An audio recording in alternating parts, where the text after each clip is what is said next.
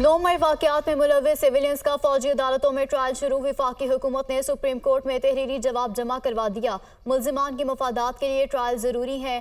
Trial से ही मुल्जिमान का तयन हो सकेगा। मुल्जिमान के ट्रायल सुप्रीम कोर्ट की कार्रवाई के नतायज से मशरूत रहेंगे। मजमूई तौर पर 102 अफराद को फौजी तनसीबात पर हमलों में मुलविस होने के इल्ज़ाम में हिरासत में लिया गया। मुल्जिमान को पाकिस्तान आर्मी एक्ट 1952 के तहत हिरासत में लिया गया है। जवाब का मतन जस्टिस एजाजुल एहसन की सरबराही में 5 रुकनी लार्जर बेंच आज फौजी अदालतों में ट्रायल के खिलाफ दरखास्तों की समाअत करेगा।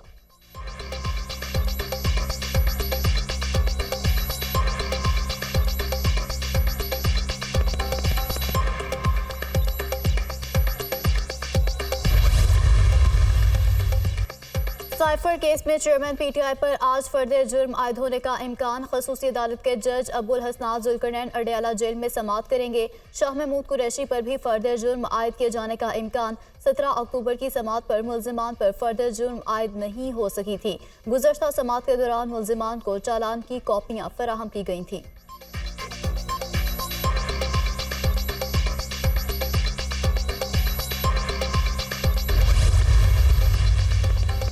नवाज शरीफ ने पाकिस्तान आते ही अमली तौर पर पार्टी क़यादत संभाल ली। नून लीगी कायद से साबिक वज़ीर आज़म शहबाज शरीफ, हमजा शहबाज, इसहाक डार और आज़म नज़ीर तारड़ की मुलाकात।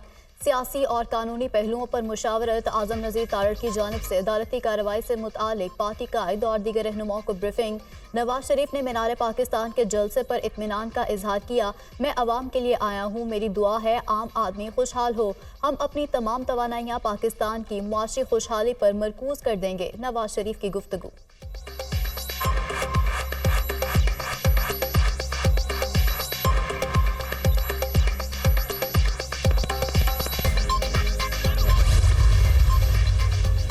नवाज शरीफ का पीडीएम ने शामिल जमातों की लीडरशिप से मुलाकातें और टेलीफोनिक राब्तों का फैसला। शहबाज शरीफ की तजवीज़ पर अगले 2 रोज़ में राब्तों का आगाज़ होगा।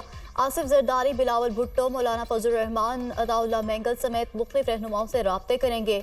नून लीग की क़यादत का पीपल्स पार्टी से महाज अराई ना करने का फैसला।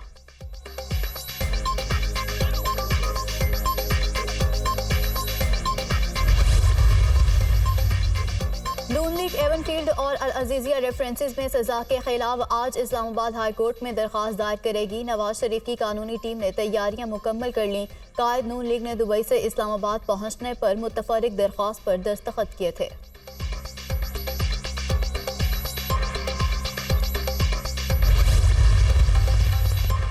नवाज शरीफ ने पहले भी मुल्क को मुआशी अदम इस्तेहकाम से निकाला। उम्मीद है अब भी कुछ अच्छा करेंगे। अगर इदारों ने साथ दिया तो नवाज शरीफ मुल्क को तरक्की की राह पर गामजन कर सकेंगे। इलेक्शन वक्त पर होने चाहिए। नून लीग से आम इंतखाबात के हवाले से तबादला ख्याल होगा। नवाज शरीफ का जलसा बहुत बड़ा था। ANP रहनुमा गुलाम अहमद बलोच जाती उम्रा आमद पर मीडिया से गुफ्तगू।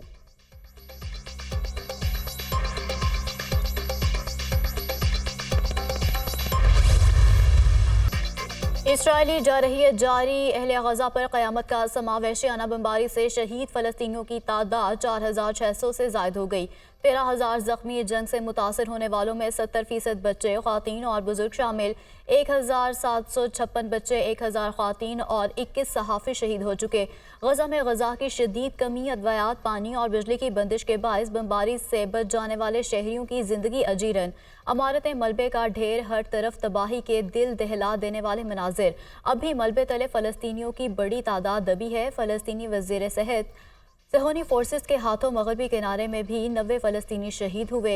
इसराइली फ़ौज पर हर 15 मिनट में एक बच्चा शहीद कर रही है फ़लस्तीनी हुकाम।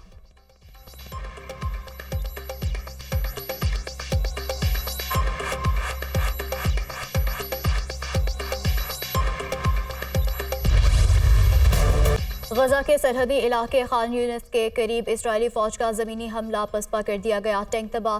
सेहोनी फौज अपनी गाड़ियां छोड़कर फरार हो गए। हमास का दावा, एक टैंक ने गलती से गजा की पट्टी के बाहर मिस्री पोजीशन को निशाना बनाया। इसराइली फौजी हुकाम का एतराफ। सेहोनी फोर्सेस ने गुज़श्ता 24 घंटों में मुख्तलिफ कार्रवाइयों के दौरान 266 फ़लस्तीनियों को शहीद किया। शोहदा में 117 बच्चे भी शामिल हैं। अर्ब मीडिया की रिपोर्ट।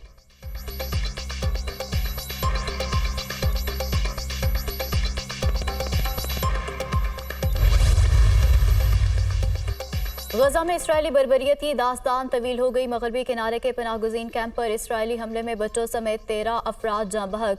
पनाहगुज़ीन कैंप पर हमले में एक इसराइली फौजी भी मारा गया, मुतअद्दिद जख्मी हो गए। मगरबी किनारे में 30 लाख फ़लस्तीनी आबाद हैं। इसराइली फ़ौज ने जनन शहर की मस्जिद पर भी मिसाइल हमला किया। हमले में मस्जिद मुकम्मल शहीद हो गई।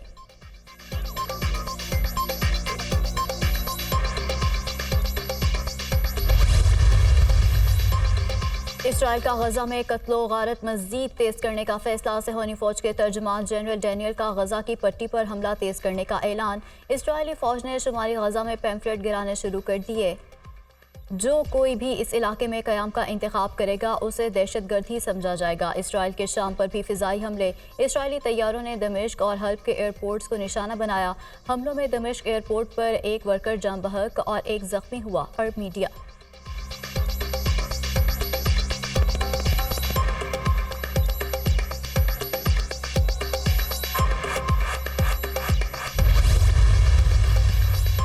अरब ममालिक ने फ़लस्तीनियों की जबरी बेदखली को मुस्तरद कर दिया। मिस्र में अमन इजलास का इनेकाद। हम अपनी सरजमीन कभी नहीं छोड़ेंगे, ना ही कोई हमें बेदखल कर सकता है।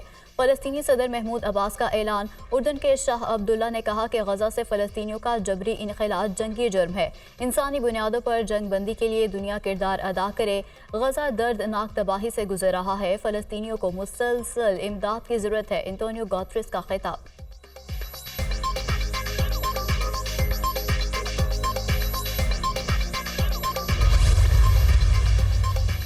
अमरीका ने मशरिक़ वस्ता में फ़ौजी तैयारियां तेज़ कर दी। मिसाइल दिफाई निज़ाम भेजने का ऐलान। मशरिक़ वस्ता में जदीद डिफेंस सिस्टम भेज रहे हैं। थाट सिस्टम मुख्तसर और दरमियाने फासले तक मार करने वाले बैलिस्टिक मिसाइलों को मार गिराने की सलाहियत रखता है। इजाफी फ़ौजी खित्ते में स्टैंड बाय हालत में मौजूद हैं। अमरीकी वज़ीर दिफा।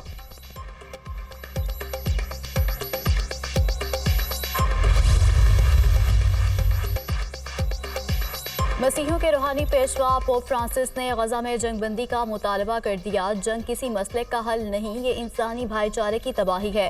गजा की संगीन सूरत हाल के बारे में सोचकर अफसोस होता है। हमास इसराइली यरगमालियों को रिहा करे। पोप फ्रांसिस का मुतालबा। गजा में इमदादी सामान की तरसील मुमकिन बनाने की अपील।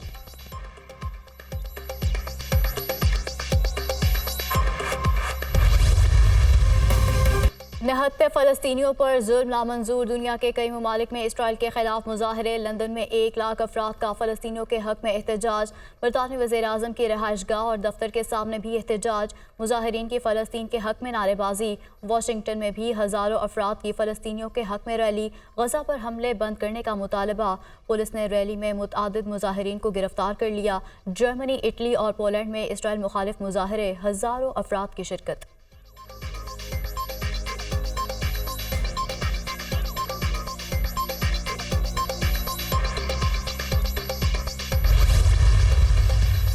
अवाम को महंगाई का एक और झटका। गैस महंगी करने की मंजूरी आज मुतवक्के। कीमतों में इजाफे के लिए इक्तिसादी राब्ता कमेटी का इजलास आज होगा। IMF के मुतालबे पर निर्खों में इजाफा 1 जुलाई से करने की तजवीज़ ज़ेर गौर। समरी मॉनिटरी फंड के हुकाम के साथ पहले ही शेयर की जा चुकी।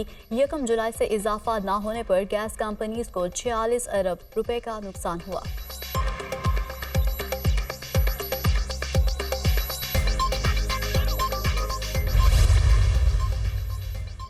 साबिक वज़ीर मुमलिकत फ़ारूक हबीब की जहांगीर तरीन से मुलाकात। फ़ारूक हबीब को पार्टी में अहम जिम्मेदारी सौंपने का फैसला। सियासी लाएमल और पार्टी अमूर पर बातचीत। फवाद चौधरी भी जहांगीर तरीन से मिले। मुलाकात में ओन चौधरी भी शरीक।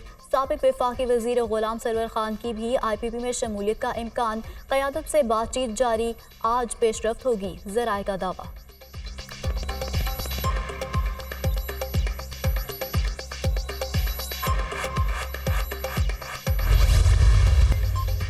वर्ल्ड कप के बाद इमाम उल हक की शादी तैयार। तकरीबात का आगाज 23 नवंबर से लाहौर में होगा। सबसे पहले कवाली नाइट होगी। इमाम उल हक के निकाह की तकरीब 25 नवंबर को तय की गई।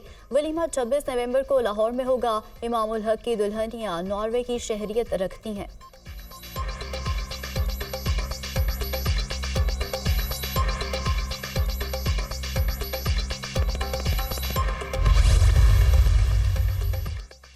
महकमा मौसमियात ने समुद्री तूफान तेज का छठा अलर्ट जारी कर दिया। समुद्री तूफान तेजी से यमन और ओमान के साहिली इलाकों की जानिब बढ़ने लगा। यमन से 290 किलोमीटर जबकि ओमान से 380 किलोमीटर दूर है। समुद्री तूफान गवादर के जनूब मगरिब में 1550 किलोमीटर के फासले पर है। तूफान के गिर्द हवाएं 200 किलोमीटर फी घंटा की रफ्तार से चल रही हैं। पाकिस्तान की साहिली पट्टी को तूफान से कोई खतरा नहीं, महकमा मौसमियात।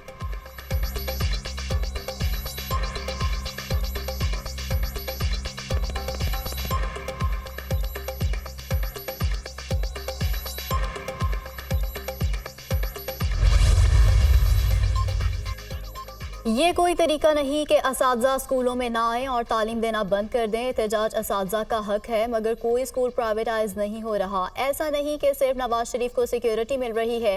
चेयरमैन PTI जब जमान पार्क में थे उनको भी सिक्योरिटी दी थी। तरक्याती मंसूबों पर खसूसी तवज्जो है। तमाम काम मुकर्ररा मुद्दत में मुकम्मल हो जाएंगे। निगरान वज़ीर आला पंजाब मोहसिन नकवी की मीडिया से गुफ्तगू।